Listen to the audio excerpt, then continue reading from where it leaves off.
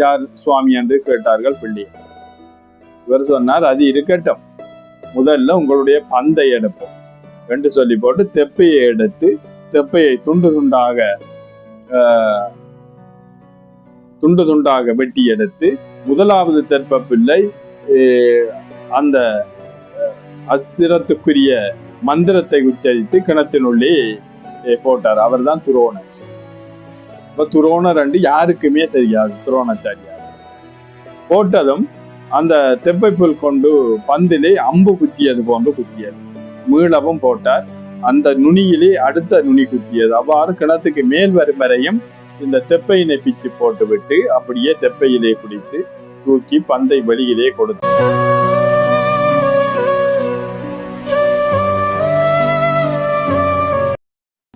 உலகெல்லாம் பறந்து வாழும் அனைத்து தமிழ் மக்களுக்கும் இலங்கையிலிருந்து தெய்வநாயகம் சுவாதம் எங்களுடைய KG சிவம்பிளக் என்கின்ற யூடியூப் சேனல் வாயிலாக மற்றும் ஒரு காணொலியில் உங்களை சந்திப்பதில் மனநிறைகின்றோம். நாங்கள் தொடர்ச்சியாக ஆன்மீகம் சார்ந்த காணொலிகளை வழங்கி வருகின்றோம். இன்று மகாபாரதத்தினுடைய தொடர் கதையின் தொடர்ச்சியினை நாங்கள் பார்க்க இருக்கின்றோம்.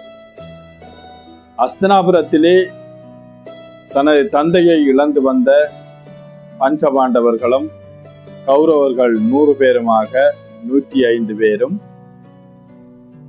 இனிமையான முறையிலே அனைத்து பெரியோர்களுடைய நேரடி பார்வையின் கீழ் வளர்ந்து வருகின்றார்கள். அந்த வேளையிலேதான் பீஷ்மர் இவர்களுக்கான சிறப்பான கல்வியை புகட்டி நல்லொழுக்கமிக்க வீரம் பொருந்தியவர்களாக தங்களை மாற்றி எடுக்க வேண்டுகின்ற நோக்கத்திலே பீஷ்மர், விதுரர் உள்ளிட்ட பெரியோர்கள் இந்த குழந்தைகளுக்கான கல்வியை ஓட்டுவதற்காக அந்த காலத்திலே அஸ்தினாபுரத்திலே இருந்த கௌதம முனிவருடைய பேரன் சரத்துவான் என்பவரின் மகனான கிருபாச்சாரியாரை இவர்களுடைய குருவாக நியமித்து வில் வித்தையினை கற்பித்து வருகின்றார்கள். சிறப்பான முறையிலே பீஷ்மரின் நேரடி பார்வையின் கீழ் இவர்களுக்கான பயிற்சிகள் வழங்கப்பட்டு கற்பித்து வருகின்ற வேளையிலேதான் சிறு வயது கல்வியினை கிருபாச்சாரியார் இந்த குழந்தைகளுக்கு சிறப்பாக கல்வி கற்றுக் கொடுத்து வந்திருந்தார். அந்த வேளையிலே இந்த குழந்தைகள் இப்போது கல்வி முறை மாறி அந்நேரத்து குருகுல கல்வி முறை இருக்கவில்லை. குருகுலத்தில் குழந்தைகளை சேர்த்து விட்டால் அந்த குழந்தைகள் தனது கல்வி முடியும் வரையும் வீட்டிற்கு வர முடியாது. அதே போன்று இவர்கள் அரண்மனைக்கு செல்ல முடியாது. குருவுடன் தங்கி இருந்து இரவு பகலாக கற்க வேண்டும். குரு செல்கின்ற இடங்களில் செல்ல வேண்டும். இவ்வாறு இந்த கல்வியினை தொடர்ச்சியாக கற்பித்து வந்தார் கிருபாச்சாரியார். ஒரு நாள் இந்த குழந்தைகள் எல்லாம் ஓய்வு நேரத்திலே விளையாடி கொண்டிருந்தார்கள். கௌரவர்களும் பாண்டவர்களும் இணைந்து விளையாடி கொண்டிருந்தார்கள். அப்போது ஒரு ஆழமான கிணத்திலே இவர்கள் விளையாடிய அந்த பந்து கொண்டு விழுந்து விட்டது. அப்ப அந்த குழந்தைகள் எல்லாம் அப்படியே வளைச்சு நின்று ஓடி ஓடி வந்து பார்த்து நின்றார்கள். இந்த என்ன நடக்குது, இந்த பந்து எப்படி எடுக்கிறான், ஆழத்திலே கொண்டு அந்த பந்து விழுந்து விட்டது. அனைவரும் பார்த்து நின்றார்கள். அப்போது அந்த வழியிலே ஒரு அந்தணர் வந்தார். அந்தணர் வந்தவர் கேட்டார், பிள்ளைகளே, நீங்கள் அனைவரும் அந்த கிணத்தை பார்த்து கொண்டிருக்கின்றீர்களே, ஏன் பார்த்து கொண்டிருக்கின்றீர்கள்? கிணத்துக்குள்ள என்ன இருக்கின்றது என்று கேட்டார். அப்போது இந்த குழந்தைகள் சொல்லிச்சு, பஞ்ச பாண்டவர்களும் கௌரவர்களும் சேர்ந்த இந்த குழந்தைகள் சொன்னார்கள், சுவாமி, இந்த கிணத்துக்குள்ளே எங்களுடைய பந்து விழுந்து விட்டது. அந்த பந்தை எடுக்க முடியாமல் நாங்கள் விளையாடியதை இடையிலே நிறுத்தி விட்டு பார்த்து கொண்டிருக்கின்றோம், எடுக்க முடியாமல் உள்ளது என்று சொன்னார்கள். அப்போது அந்த அந்தணர் கேட்டார், அப்ப நீங்கள் வில்வித்தை பயிலவில்லையா என்று சொல்லி கேட்டார். இல்லை, நாங்கள் பயில்கின்றோம். உங்களுடைய குரு யார் என்று கேட்டார். எங்களுடைய குரு கிருபாச்சாரியார் என்று சொன்னார். அப்ப நீங்கள் முறையாக வில்வித்தையை பயின்றவர்களாக இருந்தால் இந்த பந்தினை எடுப்பதற்கு ஏன் இவ்வளவு கஷ்டப்படுகின்றீர்கள்? நீங்கள் முறையாக வில்வித்தையை பயிலவில்லையா என்று சொல்லி கேட்டதும் உடனடியாக அர்ஜுனனுக்கு கோபம் வந்து விட்டது. சுவாமி, நீங்கள் எங்களுடைய குருவை நீங்கள் அவ்வாறு பேசுவீர்கள்?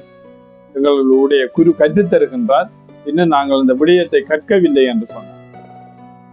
சரி, இல்லை, நீங்கள் அது இருக்கட்டும், நீங்கள் யார் சுவாமி என்று கேட்டார்கள் பிள்ளை. இவர் சொன்னார், அது இருக்கட்டும், முதல்ல உங்களுடைய பந்தை எடுப்போம் என்று சொல்லி போட்டு தெப்பையை எடுத்து தெப்பையை துண்டு துண்டாக வெட்டி எடுத்து முதலாவது தெப்ப பிள்ளை அந்த அஸ்திரத்துக்குரிய மந்திரத்தை உச்சரித்து கிணத்தினுள்ளே போட்டார். அவர் தான் துரோணர். இப்ப துரோணர் என்று யாருக்குமே தெரியாது. துரோணாச்சாரியார் போட்டதும் அந்த தெப்பைப்புல் கொண்டு பந்திலே அம்பு குத்தியது போன்று குத்தியது. மீளவும் போட்டார். அந்த நுனியிலே அடுத்த நுனி குத்தியது. அவ்வாறு கிணத்துக்கு மேல் வரும் வரையும் இந்த தெப்பையினை பிச்சு போட்டு விட்டு அப்படியே தெப்பையிலே குடித்து தூக்கி பந்தை வெளியிலே கொடுத்தார். பிள்ளைகள் எல்லாம் திகைத்து போனார்கள். உழவு நாளைக்கு நாங்கள் கல்வி கற்கின்றோம், இந்த விடயத்தை செய்யலாம் என்று எங்களுக்கு தெரியவில்லையா? திகைத்து போனவர்கள் என்ன செய்தார்கள் என்றால், அதுல துரியோதனன், அர்ஜுனனை போன்றவர்கள் ஓடி வந்தார்கள். ஓடி வந்து அரண்மனைக்கு ஓடி வந்து இவர்களை பெரியோர்களை சந்தித்து, பீஷ்மரை விதுரரை சந்தித்து, பெரியப்பா, இவ்வாறு ஒரு மிகவும் திறமை மிக்க ஒருவர் வந்தார், எங்களுடைய பந்து அந்த கிணத்திலே விழுந்தது, நீங்கள் முறையாக கல்வியினை பயிலவில்லையா, வித்தைகளை பயிலவில்லையா என்று கேட்டார். நாங்கள் எங்களுடைய குருவை இகழ்ந்து கூறுவது தப்பு என்று நாங்கள் உரத்து கூறினேன். அது இருக்கட்டும், முதல் பந்தை எடுப்போம் என்று இவ்வாறு எடுத்து தந்தார். ஆனால் இவ்வாறு திறமை மிக்க ஒருவருக்கு இவ்வளவு வகையான வித்தைகள் தெரிந்திருக்கு, அவரை எங்களுக்கு குருவாக பெற்று தாருங்கள் என்று சொல்லி இவர்கள் வேண்டி நின்றார்கள். அப்போது பீஷ்மருக்கு தெரிந்து வைத்து அங்கு வந்திருப்பது துரோணாச்சாரியாரா தான் இருக்கணும். என்னன்னா, அந்த அளவு திறமையானவர்கள், வில்வித்தையிலே அந்த அளவு தேர்ச்சி உள்ளவர்கள். ஒரு குறிப்பிட்டவர்களிலே துரோணாச்சாரியார் மிகவும் கெட்டித்தனம் உள்ளவராக இருந்தார். பரசுராமரிடம் 7 தினங்களிலே 7 நாளையிலே முழு வில்வித்தையும் கற்றுக்கொண்டவர். அந்த அளவு துல்லியமாக, மிக விரைவாக, ஒரு நிமிடத்தில் ஒரு வித்தையினை சொல்லிக் கொடுக்கக்கூடிய திறமை மிக்கவராக துரோணாச்சாரியார் காணப்பட்டமையினால் இவர் மனதுக்குள் நினைத்தார், இவராத்தான் இருக்க வேணும் என்று நினைத்தார். அப்போது எங்கு அந்த முனிவர் எங்கு சென்றிருக்கின்றார் என்று கேட்டதும் துரியோதனன் சொன்னால், அந்த அந்தனர் நம்ம அஸ்தினாபுரத்துக்குள்ளே கிருவாச்சாரியாருடைய வீட்டிற்குத்தான் வந்தார். அப்ப முழுமையாக துரோணர் தான் என்றதை இவர் முழுமையாக முடிவெடுத்து விட்டு உடனடியாக அங்கு சென்று அவரை அழைத்து வரும்படி சொல்லி பீஷ்மர், விதுரர் உள்ளிட்ட பெரியோர்கள் அங்கு இருக்கின்றார்கள். அரண்மனையிலே அவரை அழைத்து வந்ததும் அவருக்குரிய மரியாதையை கொடுத்து அமரச் செய்து, எங்களுடைய பிள்ளைகளுக்கு நீங்கள் வில்வித்தையினை கற்பிக்க வேண்டும் ஆச்சாரியாரே என்று அந்த வேளையிலே பீஷ்மர் கேட்டார். அப்போது சரியென்று சொல்லி சொன்ன துரோணர் தனது வாழ்நாளிலே நடந்த ஒரு துன்பவியலான ஒரு கதையினை அந்த இடத்திலே பீஷ்மரிடம் சொல்லுகின்றார். இந்த துரோணர் யார் என்று பார்த்தீர்களாக இருந்தால், அவரும் ஒரு அங்கிருச முனிவர் குலத்திலே தோன்றிய பரத்வாச முனிவருடைய மகன் தான் இந்த துரோணாச்சாரியர். இந்த பரத்வாச முனி கங்கக்கரையிலே உலாவிக் கொண்டிருக்கின்ற வேளையிலே தேவலோக மங்கையான மேனகையை சந்தித்து அவர் மீது காதல் கொண்டதன் பலனாக, அவருடைய ஆசையின் பலனாக அந்த துரோண கலசத்தினுள்ளே ஒரு குமாரன் தோன்றினார். அவர்தான் இந்த துரோணாச்சாரியார் என்று நாங்கள் பார்க்கின்றோம். இவ்வாறு திறமை மிக்க இந்த துரோணாச்சாரியார் 7 தினங்களிலே பரசுராமரிடம் முழுமையான வித்தைகளையும் கற்றுக்கொண்ட ஒரு திறமசாலி. அப்ப இவர் கடந்த இந்த விடயத்தை துரோணர் பீஷ்மரிடம் சொல்லுகின்றார். கடந்த விடயத்தை அது என்னென்று பார்த்தீர்களாக இருந்தால், பாஞ்சால தேசத்திலே பாஞ்சால நாட்டை ஆட்சி பண்ணி கொண்டிருந்தவன் தான் துருவதன். இந்த துருவதன் மன்னனுடைய தந்தையார் என்று பார்த்தீர்களா இருந்தால் பிரிசத மகாராஜா. இந்த பிரிசத மகாராஜா அந்த நாட்டை துருவதனுக்கு முதல் அந்த நாட்டை ஆட்சி பண்ணுகின்ற காலத்திலே அவருடன் நெருங்கிய ஒரு நண்பனாக துரோணருடைய தந்தையாகிய பரத்வாச முனிவர் பழகி வந்தார். அதே போன்று குருகுலத்திலே ஒரு சிறந்த நண்பனாக துருவத மகாராஜாவும் துரோணரும் ஒருமிக்க கூட்டாக ஓரிடத்தில் கல்வி பயின்றமையினால் இவர்கள் இருவருக்கும் இடையில் தனது தந்தையர்களை போன்று ஒரு நல்ல உறவும் நல்ல ஒரு பண்பு நிலவியது. எடுத்ததுக்கெல்லாம் துருவதன் அவ்வளவு இலகுவாக வித்தைகளை பிடிச்சுக்க மாட்டான். மிச்சம் திறமசாலி. துரோணர் 7 தினங்களிலே வித்தையை கற்றுக்கொண்ட திறமசாலி அல்லவா. அவர் சிறு வயதிலே எவ்வளவு திறமையாக இருந்திருப்பார். அந்த வித்தைகளை குரு சொல்லிக் கொடுக்கின்ற வித்தைகளை துருவதனுக்கு தெளிவாக கேட்கின்ற வேளைகள் எல்லாம் சொல்லிக் கொடுத்தார். அதனால் துருவதனும் துரோணரும் ஒரு நெருங்கிய நண்பர்களாக பழகினார்கள். பழகின்ற வேளையிலே அந்த குருகுலத்திலே துருவதன் சொல்லுவான், எனது தந்தை பிரிசத மகாராஜாவின் ஆட்சிக்கு பிற்பாடு துரோணரே அந்த நாடு பாஞ்சால தேசம் எனது ஆட்சியின் கீழ் வரும். அப்போது அந்த நாட்டை நான் ஆளும் போது நீ அந்தணர் என்று சிந்திக்க வேண்டாம். நம் இருவருக்கும் உள்ள இந்த பாசத்தின் பிணைப்பாக நண்பா, நீ ஒரு பகுதியினை சரியரவாசை நீ ஆள வேண்டும், நான் ஒரு அரவாசை ஆளுவேன் என்று இந்த குருகுலத்திலே கல்வி பயிலுகின்ற வேளையிலே எல்லாம் தொடர்ச்சியாக துருவதன் சொல்லி வந்தான் துரோணரிடம். இப்ப சொல்லுகின்ற வேளையிலெல்லாம் துரோணர் சொல்லுவார், நல்லது நண்பா நல்லது நண்பா என்று சொல்லுவார். சொல்கின்ற வேளையில ஒரு தடவை இல்ல, இனிலண்ட தெரியாத விடயங்களை சொல்லிக் கொடுக்கின்ற வேளையிலே கட்டி தழுவி நமக்குள்ள ஒரு வேறுபாடு வேணாம் நண்பா, எனது ஆட்சியில் சதி பாதியை உனக்கு தருவேன் என்று சொன்னது நல்லது நண்பா என்று சொல்லுவார். இவ்வாறு தொடர்ச்சியாக சொல்லி வந்து இவருடைய பிரிசத மகாராஜாவினுடைய ஆட்சி முடிந்து, தனது ஆகிய பிரிசத மகாராஜாவினுடைய காலம் முடிந்து துருவதன் பாஞ்சால தேசத்தை ஆளுகின்ற மன்னனாக அங்கு பொறுப்பேற்கின்றார். அந்த வேளையிலே இவர் திருமணம் செய்து, யாரை திருமணம் செய்கிறார்னா, இந்த கிருவாச்சாரியாருடைய அடிப்படை கல்வியை இவர்களுக்கு போட்டுவதற்காக அஸ்தினாபுரத்தில் இருக்கின்ற கிருவாச்சாரியாருடைய தங்கையாகிய கிருவையை துரோணர் திருமணம் செய்கின்றார். துரோணர் திருமணம் செய்து இவருக்கு சரியான வறுமை நிலை, சரியான கஷ்டம். ஆனால் இந்த அளவு தேர்ச்சியான வித்தைகளை தெரிந்திருந்தும் தனது வறுமை என்றால் சொல்ல இயலாது. அந்த வேளையிலே இவர்கள் இருவருக்குமாக ஒரு குழந்தை பிறக்கின்றது. அந்த குழந்தையின் பெயர் தான் அஸ்வத்தாமன். அந்த குழந்தை பிறந்த உடனே குதிரையை போன்று கனைத்தது. அந்த குதிரையை போன்று கனைத்தமையினால் அவனுக்கு அஸ்வத்தாமன் என்று பெயரிட்டார். அந்த கொடிய வறுமையினுள்ளே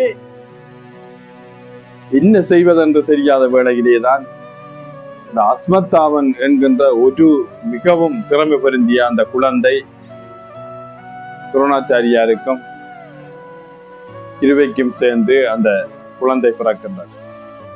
இந்த குழந்தை பிறந்த தினத்திலிருந்து அவர்களுக்கு சரியான வறுமை.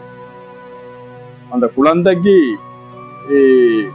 அந்த பால் கொடுப்பதற்கு, தாயிடம் பால் இல்லை, பால் கொடுப்பதற்கு தாய் உணவருந்த வேண்டும் அல்ல, ஆனா தாயிடம் பால் இல்லை. இந்த மாவை கரைத்து அந்த குழந்தைக்கு கொடுத்தார்கள். அந்த குழந்தை பிறக்கும் போது குதிரை போன்று கரைத்தது. நம்மளோட குழந்தைகள் எல்லாம் பிறந்தால் அம்மா என்று சொல்லி கத்தும், அழும்.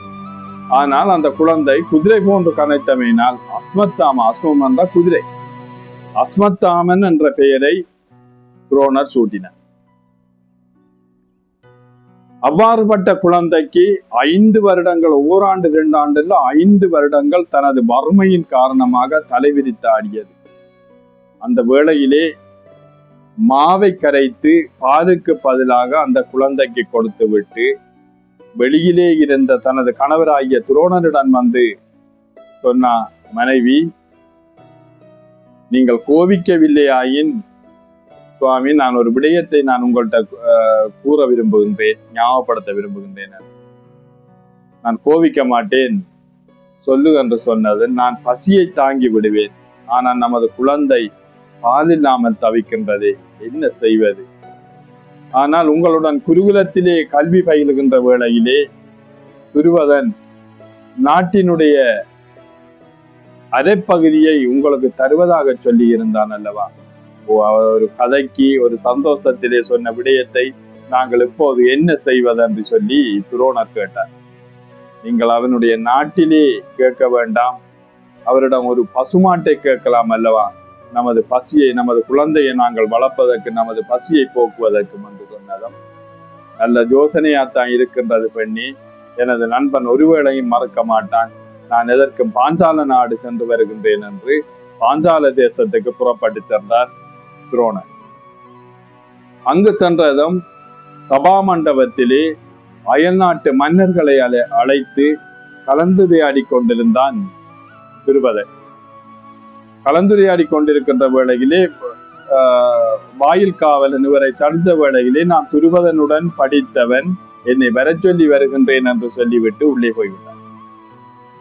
போனவர் அவ்வளவு வித்தைகளை கற்ற இந்த துரோணாச்சாரியாருக்கு ஒரு நடைமுறை சம்பந்தமான விடயம் எதுவும் சிந்திக்காமல் உடனடியாக உள்ளே போய்விட்டார். மன்னர்களுடன் சபா மண்டபத்திலே பேசிக் கொண்டிருந்த வேளையிலே உள்ளே போய், மன்னா என்று சொல்லாமல், துருபதா, என்னை தெரிகின்றதா? ஒரு கிழிந்த வேட்டியும் உடையுடன் போகும்தான் மன்னன் அங்கு அரியாசனத்திலே அமர்ந்திருந்து மன்னர்களுடன் பேசிக் கொண்டிருக்கின்ற வேளையிலே, துருபதா, என்னை தெரிகின்றதா என்று சொன்னது. அனைத்து மன்னர்களும் திரும்பி பார்த்தார்கள். நான் தான் உனது நண்பன் வந்திருக்கின்றேன், உனது குருகுலத்து நண்பன் வந்திருக்கின்றேன், என்னை தெரிகின்றதா என்று சொன்னதும் துருபதனுக்கு மிச்ச கோபம் வந்தது. ஒரு மன்னனை அந்த இடத்திலே ஏனைய மன்னர்கள் முன்னிலையிலே அவ்வாறு அழைத்ததும் துரோணருடைய ஒரு சிறு தவறாகத்தான் இந்த பாரதத்திலே நாங்கள் பார்க்கின்றோம். உடனே துருபதன் சொன்னான், அது இருக்கட்டும், நீங்கள் என்ன விடயம் இங்க வந்தது? அந்த வசனத்தோடே புரிந்தது இவருக்கு மரியாதை குறைகின்றது என்பதை இவர் புரிந்து கொண்டார். இருந்தாலும், துருபதா, நாங்கள் இருவரும் கல்வி பயில்கின்ற வேளையிலே நீ தெரியாத அனைத்து விடயங்களையும் நான் உனக்கு சொல்லி தந்தேன் அல்லவா? அப்போதெல்லாம் நீ என்னிடம் குறிப்பிடுவாய், இந்த நாட்டிலே அரவாசை நீ ஆள வேண்டும் நண்பா, நான் உனக்கு தந்து விடுவேன், நமக்குள் வேறுபாடு தேவையில்லை என்று சொல்லிவிடுவாய். ஆனால் நான் அவற்றையெல்லாம் கேட்டு வரவில்லை. நான் மிகவும் கஷ்டமான சூழ்நிலையிலே இருக்கின்றேன். உன்னிடத்தில் ஒரு பசு மாட்டை வாங்கி செல்லலாம், எனது குழந்தையை வளர்ப்பதற்காக என்று வந்திருக்கின்றேன் என்று சொன்னதும், எந்த குருகுலத்திலே நடந்த விடயத்தை நீ குறிப்பிடுகின்றாய் என்று கேட்டான். அந்த மன்னர்களுள் அவனுக்கு வெக்கம் வந்து விட்டது. இவரும் தான் சொல்லிக் கொடுத்ததை சொல்லிக் கொடுத்தேன் என்று அந்த சபையிலே சொன்னதும், துருபதனுக்கு அது இருக்கட்டும், நீ எந்த குருகுலத்திலே நடந்த விடயத்தை சொல்கின்றாய்? படிக்கின்ற வேளையிலே நடந்த விடயத்தை இப்போது வந்து ஒரு மன்னன் முன் சொல்லி பெருமை தேடிக் கொள்ளவா பார்க்கின்றாய் என்று கேட்டார். போது பார்த்தார், இனி இங்கு நமக்கு மரியாதை இல்லை என்று நினைத்த இவர் சொன்னார், நான் வேண்டுமென்று எப்பவும் கேட்காத வேளையில் எல்லாம் இந்த நாட்டில் பாதியை தருவேன் என்று நீதானே சத்தியம் பண்ணி தெரிவித்தாய். நான் இப்போது உன்னிடத்தில் நாடு கேட்டு வரவில்லை, ஒரு மாடுதானே கேட்டு வந்தேன், பசுமாடு ஒன்றை பாலுக்காக. நீ இவ்வாறு என்னை அவமானப்படுத்தி விட்டாய் என்று சொன்னதும், துருபதன், நீ உடனே இங்கிருந்து சென்று விடு, உன்னை யார் என்று எனக்கு தெரியாது, நண்பன் என்று சொல்லிவிட்டு அரண்மனைக்குள்ளே நுழைந்து விடுவாயா என்று வேண்டாத வார்த்தைகளால துரோணரை திட்டி தீட்டான் மன்னன். உடனே சொன்னார், இன்று நீ மன்னனாக இருக்கின்ற அகந்தையிலே ஒரு நண்பனாக நீ அளித்த வாக்கை மறந்து என்னை அவமானப்படுத்தி விட்டாய். ஆனா நான் செல்கின்றேன், ஒன்றை கூறுகின்றேன், கேள் துருபதா. எப்போது உனது நாட்டின் அரவாசியை எனக்கு தருவேன், நீ பாதியை ஆள வேண்டும் என்று குறிப்பிட்டாயோ அப்போதே அந்த விடயத்தை நீ மீறிவிட்டாய். நான் இப்போது சொல்கின்றேன், இந்த நாட்டின் அரவாசியினை உனக்கு நான் தருவேன். இது கண்டிப்பாக நடக்கும். நீ என்னை அவமானப்படுத்தி விட்டாய், நான் செல்கின்றேன் என்று சொல்லி உரத்து சொல்லிவிட்டு வந்த, கோபத்துடன் கனல் பறக்க சொல்லிவிட்டு வந்த விடயத்தை இங்கு பீஷ்மருடன் துரோணர் சொல்லிக் கொண்டிருக்கின்ற வேளையிலே அங்கு இருவர் பஞ்சபாண்டவர்கள், துரியோதனராதிகள் அனைவரும் சேர்ந்து அங்கு வருகின்றார்கள். வந்து தன் பெரியப்பா பீஷ்மருடன் ஆசி பெறுகின்றார்கள். ஆசி பெற்றவுடன் இவர் ஆசி வழங்கிவிட்டு துரோணனுடன் இவர்களை அறிமுகப்படுத்தி வைக்கின்றார். அறிமுகப்படுத்தி வைத்து சொல்கின்றார், துரோணரே, இவர்கள் தான் உங்களுடன் கல்வி பயில போகின்ற மாணவர்கள். இந்த குழந்தைகளை நீங்கள் முழுமையானவர்களாக எனக்கு மாற்றி தர வேண்டும் என்று சொல்கின்றார். அந்த வேளையிலேதான் இவர்கள் தன் குருவிடம் இவரை முழுமையாக பிடித்தபடியால் வக்கணத்திலிருந்து பந்தை எடுத்த போது இவருடைய திறமையை கண்டவர்கள் ஓடி வந்து இவருடைய காலை தொட்டு வணங்கி ஆசி பெற்றுக் கொண்டார்கள். அன்று முதல் துரோணர் இவர்களுக்கான கல்வி புகட்டுகின்ற பணியினை, வித்தைகளை சொல்லிக் கொடுக்கின்ற பணியினை மேற்கொள்கின்றார். இதனுடைய தொடர்ச்சியினை நாங்கள் அடுத்து வருகின்ற காணொளியில் உங்களுக்கு தொடர் கதையாக தர இருக்கின்றோம். நீங்கள் தொடர்ச்சியாக எங்களுடைய காணொளிகளுக்கு வழங்கி வருகின்ற ஆதரவிற்கு எங்களுடைய KT சிவம்பலக் சார்பாக மனமார்ந்த நன்றியினை தெரிவித்துக் கொள்கின்றோம். இந்த காணொளியை நீங்கள் முழுமையாக பாருங்கள். இனி வருகின்ற காணொளிகள் ஒரு சுவாரஸ்யமாக தொடர்ச்சியான பாரதத்தின் முக்கியமான கதைப்போக்குகளாக இருப்பதனால் தொடர்ச்சியாக பாருங்கள் என கேட்டு விடைபெறுகின்றோம். நன்றி.